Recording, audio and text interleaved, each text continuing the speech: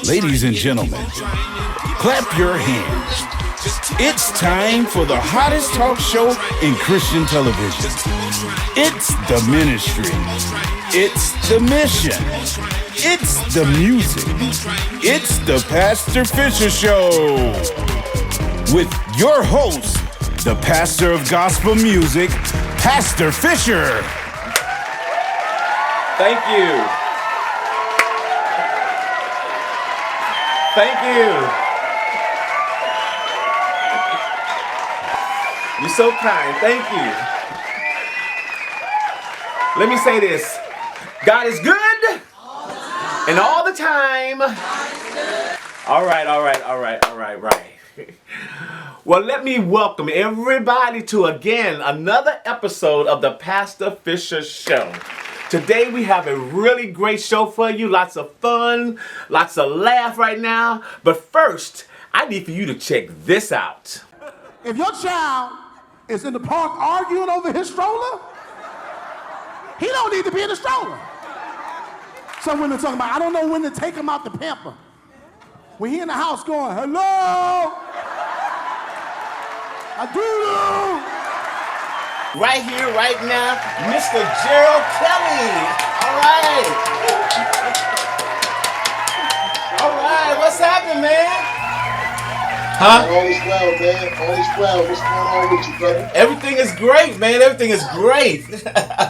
Glad you're here, man. How's things with you, man? Everything's beautiful, man. Just taking it one day at a time, enjoying life, man. And just working hard, man. Giving God the glory. Working hard on the craft. Working hard with my sons and working hard on this marriage. You know, the marriage ain't easy. No, it ain't. No, it ain't. Trust me. It's a work in progress every day. Man, my pastor said, take it to God. I took it to God. God said, take it back to the pastor. Wow, man. Mr. Just don't want it, man. I don't know. Well, Mr. Gerald Kelly, tell us about Mr. Gerald Kelly. Born and raised in Harlem, the Bronx, New York. Born in Harlem, raised in the Bronx, New York, man. Oldest child of 4. My mom is an amazing, funny woman. No dad in my life, never had a dad. One of the reasons why I'm so adamant about, you know, being a strong father in my kids, especially my boys, man, because my boys are receptive to me being a parent. My daughter's a little distant, a little different. How many children? How many children do you have? I got 3 boys and 2 girls, and I got 3 stepchildren. Okay. Well, you know, them steps are yours, too. Ain't no such thing as steps. Nah, the steps ain't mine. I want to throw them down the steps. Wow. So where are you located? Located in Atlanta, Georgia. Been living out here for like 7 years. Okay. Moved from New York to LA, and then I moved from LA back to New York, and then back down to Georgia. Been coming down to Georgia. Been coming to perform in Georgia for about 25 years, and I've always loved it down there. I love the culture. I love how we live as black people down here in Georgia, man. It's just incredible, man. So you're absolutely right. Yeah, You're absolutely right. That's my story about Atlanta, Georgia. We came down here when I was like 16 years old. And we stayed at that Marriott Hotel downtown. I had never seen elevators on the side of the hotel at the Hilton. I'd never seen elevators on the side. I ran across the street, got on that elevator, and when I rode up that elevator, that's when I heard God say, this is where you would raise your family. This is where all of your successes will be. And since then, I have been here. I've been on my way to Atlanta from 16 to 43 years old when I finally made it here. You know, so that's my story on how I got here. But so what made you, tell us about your comedy. I'm sorry, go ahead. This is a black American dream, boy. In New York, I had me a 3-bedroom apartment for about $4,000 a month. Came with another person in it already. I'm like, man, I don't know you don't know me. And we gonna split this rent. Man, I know that's down right. Here, boy, had me a 6-bedroom, $125 a month. Yeah. But what you were saying about blacks here, blacks were like famous. When I came here at 16 years old, you could feel it in the air. blacks. I mean, it was. You were proud to be black, and we're talking about 1976. That's when I came down here. Yeah. And so, I mean, of course, a lot has changed then, but I mean, it's still a good place to be. Yeah, I love Atlanta. So tell me, what made you want to do comedy? Well, I've always, funny runs in my genetics, man. My aunties, my aunt Shirley, who passed away about 20 years ago, was the influential person to get me into stand-up. She was the funniest person I've ever been around, man. All my family members, my mom is funny as hell. She's super hilarious. So all my aunties was funny, man, and I grew up as a little kid. You know, I didn't have a lot, man. I used to get teased because of the color of my eyes. You know, that stopped as soon as I got in high school, and the girls was like, oh my God. So when I was a young kid, when I was in elementary and junior high, I used to get teased a lot.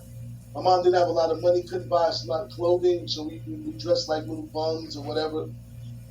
And people just, you know, and my way of getting back was able to do the dozens, you know, mama jokes.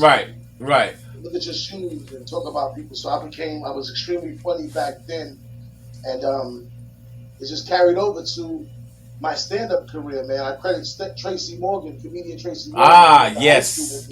Yes. He got me funny man. He directed me where I needed to go and who I needed to see. And he was like, hey, man, you was always a funny guy, man. And I'm already doing my thing. So I think that, you know, this is a place that you can go that will assist you. But, you know, so that's how I got the funny. Well, I've seen a lot of your YouTube videos, and I know that you got a story to tell. A lot of celebrities that you hung out with. You were on Def Comedy Jam. You even hung out with Katt Williams. Yes. Yeah. Tell us that story. Katt Williams is one of the biggest givers, man, in the world, man. Katt Williams and Kevin Hart in my career, in my life, man, have given me more than any other comedians in this business, man. Looked out for my sons, and you know, and I appreciate that. Any man that looks out for a child is a stand-up man of mine. You know what I'm saying? So, you know, we moved to LA when Isaiah, he's 29 now, so we moved to LA when he was like 9 years old, 20 years ago. Mm-hmm. And we were just out there, me and him. We didn't really have a solid place to stay, no game plan. I stepped out on faith, and I got out there. Isaiah used to perform everywhere, and everywhere he performed. When anytime he'd be in the comedy club and Katt Williams would be there, Katt would walk up to this 9, 10, 11-year-old kid and be like, hey, Junior, you're going to be a problem. You're going to be a problem. You should see the faces of the wrong comedians when you're on stage doing your thing. The hate is in the air. They're jealous of a baby. Mm-hmm. Owe this money. We give you $500, $200, $300, $1,000 sometime. And wow. Katt always looked out for us, man. So Katt was on fire right there. I think at that point in time he had the TV show with Heavy D and Tracy Morgan, and you know, so Katt, you know, took a liking to us, man, and put us on a couple of tour dates, man. And you never know what a couple of alley-oops can do, right, to help take care of a man or a woman and their family, man. So, you know, and Kevin Hart, same way, man. Kev has, you know, just looks out for everybody, man. Kev helped me out tremendously on 3 or 4 occasions, man. So I'm appreciative too. You know, I mean, that's awesome, man. I've always man. been that kind of guy. I've always let comedians stay in my house in New York when they need to come to New York. I would move the rooms around, get the baby out the room when Isaiah was little, and let Mike Epps sleep in the room, D. Ray Davis sleep in the room, Little Duval sleep in the room. I used to take care of everybody, man, when he used to come to New York, man. But I don't do it for anything back or right. self-gratification. I just do it because that's the type of person I am, man. So that's it. Wow, that is so awesome, man. That is so awesome, man. So some of the places that you've appeared, some of the places you've been. Did you hear me? 'Cause I know you was on Def Comedy Jam, and you said you was on Steve Harvey Show. Man, those are such old credits, man. Def Comedy Jam was 155 years ago, man. That's like black folks only know Def Comedy Jam and Comicview. We've been on Comicview. Yeah, Yeah, man. NBC's Last Comic Stand-In. Comedy Central, Tracy Morgan presents.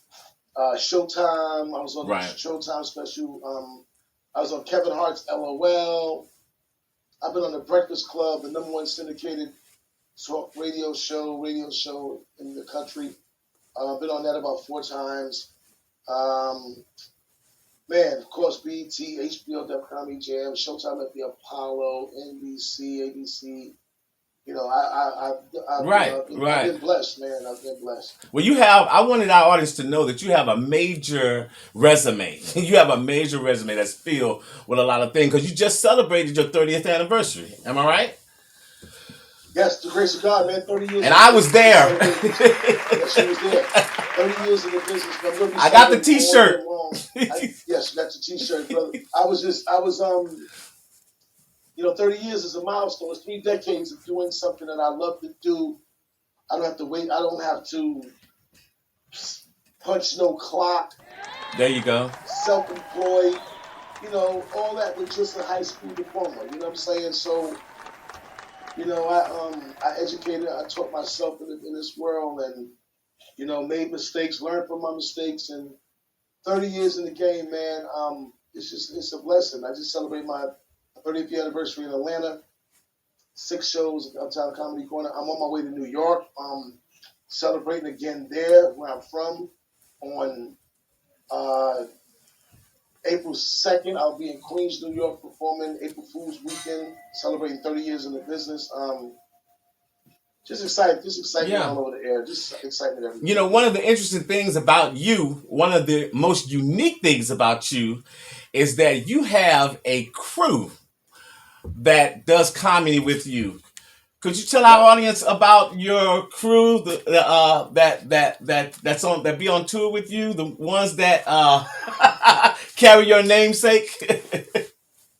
Well, you know, I'm just so thankful, man, that, you know, God blessed us with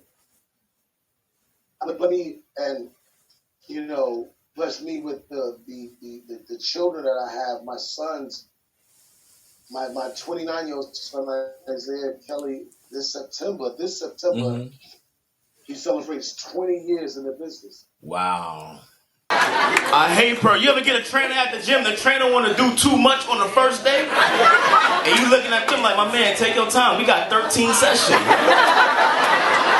My trainer gonna look at me the first day, he gonna go, yeah, we gonna start you off with 1,000 sit-ups. I was like, no, you not. You gonna give me a tour of this gym first. That's good. 20 years. That's good. My 29-year-old son never had to go get a job anywhere. He never had to worry about. He didn't work at Burger King. He never had to worry about filling out applications. And he's a successful young man doing stand-up comedy. He's on tour right now with Luenell Crawford. He tours all over the world with Luenell. He does the big carnival cruises all over the world. You know, you teach a kid how to fish, they'll eat forever. Eat forever. So that's right. He's a prime example of being able to eat forever, you know. My 14-year-old son, Joshua Kelly, started doing stand-up comedy professionally at the age of, I want to say 5-6 years old. My name is Joshua Kelly. I'm 14 years old, and I have ADD. If you don't know what that is, it's sort of like ADHD. But I got the kind that makes me forget things. And sometimes make me say the same thing all over again. So now that I got that out the way, my name is Joshua Kelly. I'm 14 years old. And I have ADD. And he has an amazing career, man. He reminds me of a combination of Chris Tucker and Chris Rock. He's a beautiful kid, man. He's very humble, works real hard. And funny young man. He's a great little actor. He is. You know, and there's my 7-year-old son, Hunter, who started comedy at 4 years old. Speaking of food, my grandmother hid all the snacks from me. So I hid her teeth. If I don't eat, you don't eat. On stage, he's been performing with me all over the country for the last 2.5, 3 years, and he's phenomenal, man. He's different. He's been touched, man. He has a unique gift about him. Yes, he does. That's Funny different, kid. man. You know? So Gerald, tell us now. You heard about the Kirk Franklin situation. What's your take on that? Hey, man, only God is perfect. Come on now. Only God is perfect. I'm so sick of these fake Christians. Woo! They holier than thou. They don't do this. They no sin. They don't no sin. The hell you don't sin. If you didn't sin, you wouldn't repent every day. The hell you don't cuss. Great. My mother used to come straight from the church. I know damn well y'all ain't in my pot. Who told y'all to go and protect me? I've been in church all day long. I will kill one of y'all right now. Oh man. What zet it down. Zet it down.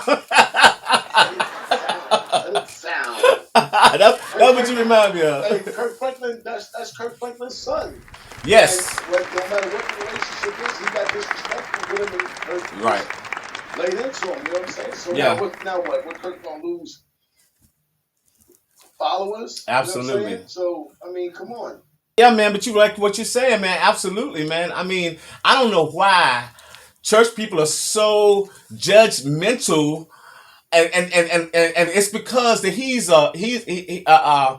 a household name. I mean, he's a celebrity. He's out front, and so therefore they expect for him to be higher. But he's just a man, just like me and you.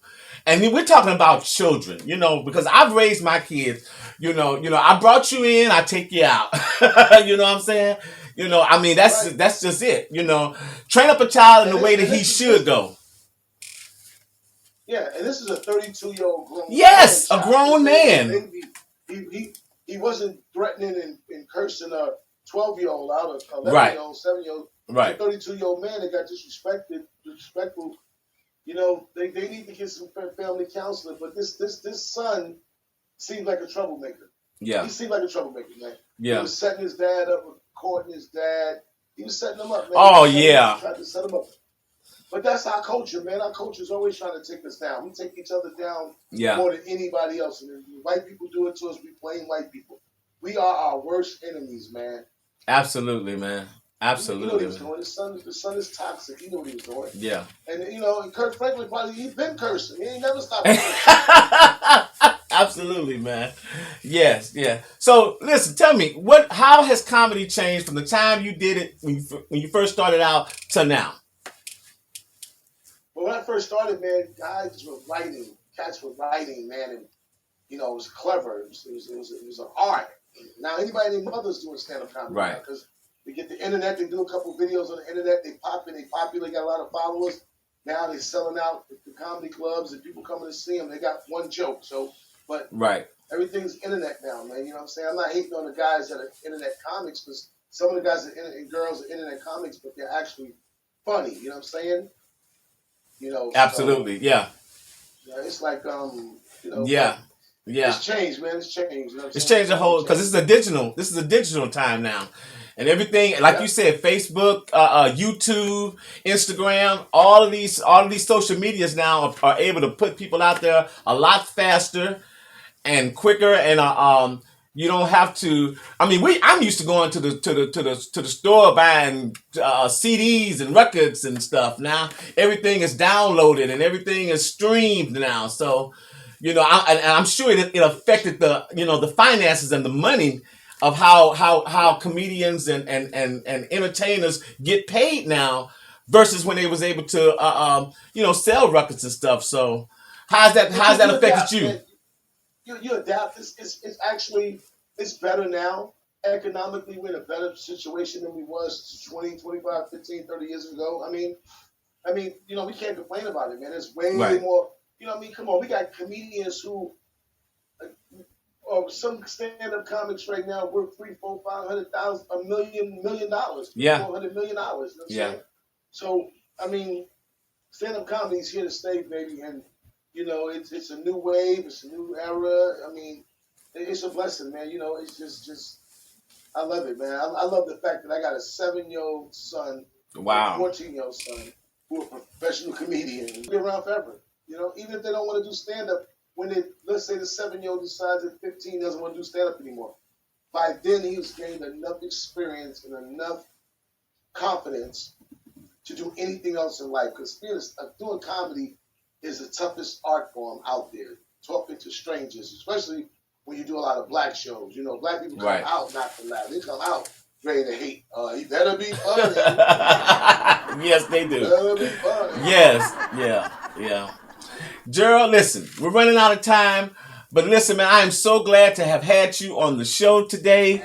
Man, awesome show that me and my wife and my family, we came to. I mean, funny, man. Just cracked my funny bone, man.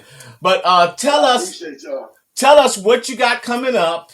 We have just enough time for you to tell us what you got coming up and to give us your information on how we can get in contact with you. Just working on a lot of things, man. Working on a couple TV shows, TV pilots right now. And also me and my young son, the baby boy, we're going out to LA in another week. We're going out there to perform and do America's Got Talent. That's the blessing right there.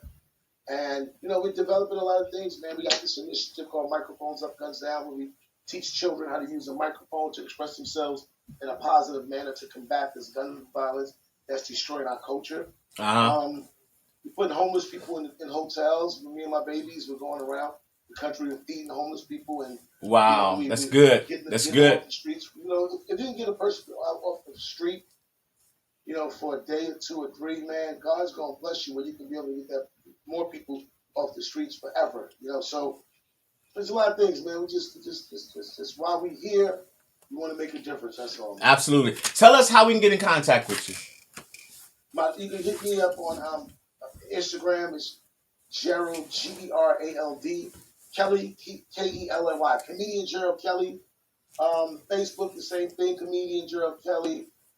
Just follow us, man. Little Hunter Kelly, little Joshua Kelly, Isaiah Kelly. The Father and Sons Comedy Tour. Check out our interviews on the Breakfast Club and social outlets across the country, man. We just appreciate it, man. We thank you guys for having us here right now, too. Well, Gerald, thank you so much for being here again. We're going to be looking for you on America's Got Talent. We're going to be checking that out. We're going to be checking out all your stuff. And like he said, we got it on the screen right now. How to get in touch with you and how to follow you, how to keep up with you. But listen, if you got any final words, we got 30 seconds left. Any final words or a joke or something you want to tell our audience before we get out of here? Hey, even if you go to church, you can still beat your kids. Now that's the word. My kids get on my nerve now. I looked at my little son today. I said, boy, I will Kirk Franklin you. You done started something. You know you done started something, right? That's your next joke. That's the script. You think you're fooling somebody. That's your script for your next joke. Boy, I will Kirk Franklin you. Wow. Thank you, Gerald Kelly. Ladies and gentlemen, Gerald Kelly. Give him another hand, y'all. Thank you. We thank you for tuning in to the show, and remember to like, share, and comment. Hit the subscribe button and the bell to join our YouTube channel, and tell everybody about the Pastor Fisher Show. If you would like to be a guest on the Pastor Fisher Show, go to the website at www.pastorfisher.net and submit your request.